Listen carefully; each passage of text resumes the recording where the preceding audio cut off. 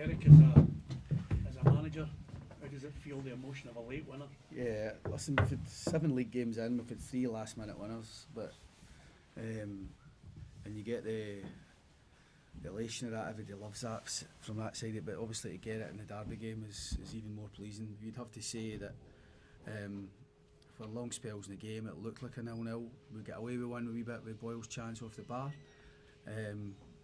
We just got caught a wee bit napping in anticipation of that one. Big Ocean maybe just caught a wee bit kind of on the hop.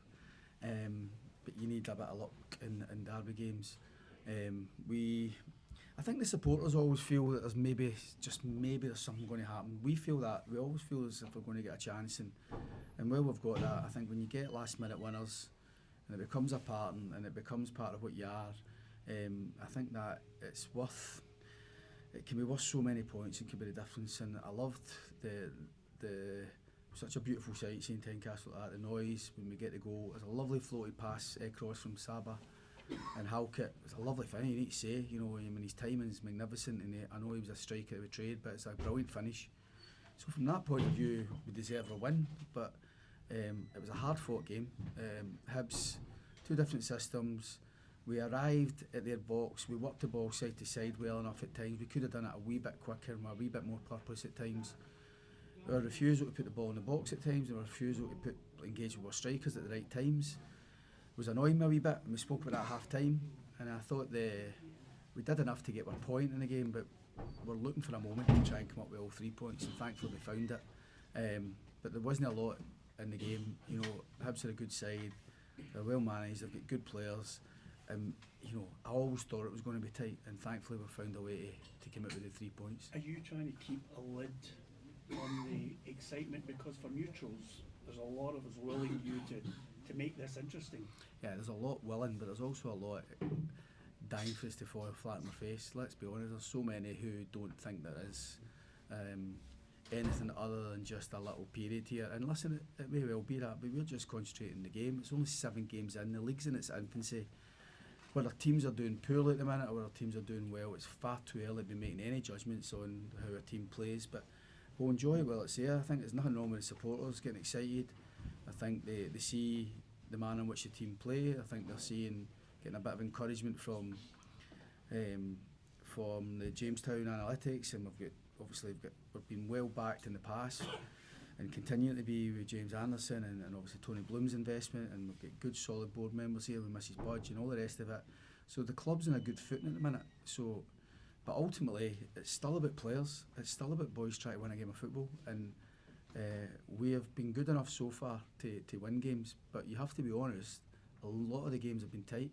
So we're not blowing teams away 4 and 5-0. I know last week we had a strong, convincing win, but all this Scottish Premier League is so tight, Peter, and there's not a lot between a lot of teams. And if you can get back-to-back wins, never mind 3 now, we've got, you can quickly make some hay with that, and that's where we're at. So just long may it continue, but we've got to recognise, from my point of view, from Paul, Alan, the staff, and the players, that we're going to have to keep improving, and it's our job to try and do that. Right finish for Big Halkett. What can you say about the big man? I thought he defended brilliantly. He kept obviously the really aggressive with Bowie and Boyle in the main. As I said, he was like he probably get most touches in our box from winning headers as well, and he's so important for us. But to get a winning goal, I mean, obviously all our defenders have chipped in with goals this season. I think Big Frankie's maybe the only one that's no, and he's had a few chances, but Halkett's he's got to flight the ball brilliantly. He stayed on side.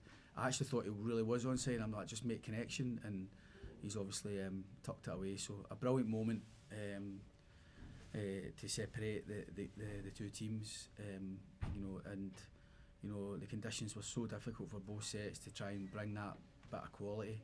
But it was a quality cross, a quality finish, and thankfully we've got the result we wanted. How much linkage? Yeah, so there's a trade-off there. We took a risk with changing the shape. Obviously, we were trying to get Harry at some point this side just to try and make some hay on this side with Kizarides. But what we did change was Michael Steinwender, we asked him to be a fullback to provide a bit of cover for Halkett, because when Hibs opened up that channel, and it was you don't want to Boyle to enjoy that run down the sides of Halkett, down the side of your defender, so we wanted to make sure that channel was still secure, because one or two of their best moments came down that left hand side for them. But we wanted Jota to play against Iredale, and just to try and get man for man on their kind of back three and their sitting midfielder Balassa. And look, I'm not saying that had a big influence to changes, but we tried to be positive with it. At the same point, were we playing well enough that you thought a goal was coming? So you're sometimes thinking like you don't want to be too gung ho with it, but we did try and find a way. We changed from matching up wing back to wing back on that side to attacking wide player against outside centre back. The same on this side because of Edis and obviously Forrest. And we got Elton on just to try and give us an out over the top. So, you know, I'm not going to sit here and say the subs had a massive bearing on it, but we did try to be positive with it. They were a bit late, I get that, in that sense.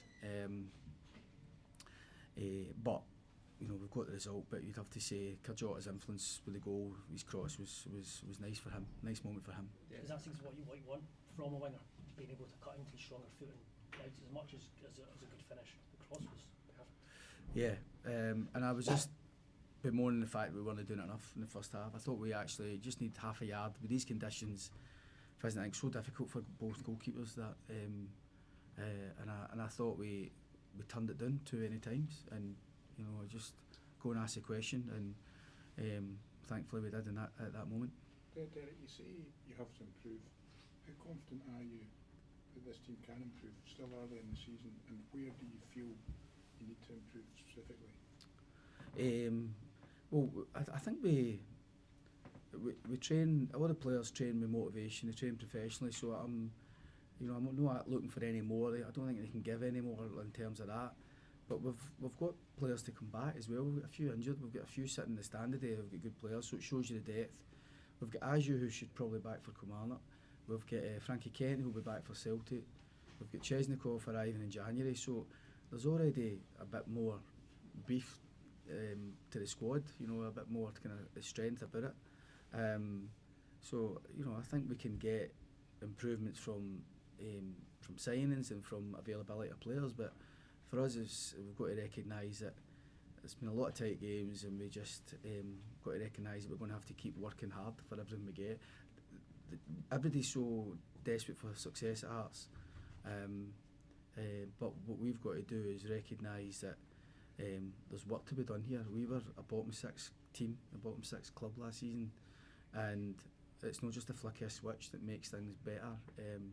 You're going to have to recognise that can you do your job better than your opponents Monday to Friday, and can you, as well as have good players, recognise that we're no all that unless we continually work and try and improve. Are they playing the style of football that Derek McInnes wants yet? I think I'm happy with how we're playing. I think we're playing with aggression. Last week was probably the best example of it against Falkirk, where we disrupted their natural game, and we were really aggressive with our work. But we switched to play. We had wide players crossing. We had goals, bodies in the box, and at times we had that the day. But you've always got to remember, as an opponent, try to stop you doing what you want to do as well. So some games look a bit more obvious about what you're trying to do, and you know, I'm confident we can continue to be a team that can score goals and create chances as we have been. A lot of those players were here last season and took real sore ones in this fixture last year. Did you observe kind of what that meant to them to get back into the winning? But it doesn't do the players any harm that seeing Tynecastle like that. That's the best it's been since I've been here. We've had victories here and enjoyed the victories, and enjoyed last week. I really enjoyed last week because I thought we got a lot of what I was looking for, but the game, the day wasn't, we didn't always get what we were looking for, but you get the outcome, and the outcome's the winner. So when you see the noise and the scenes at the end,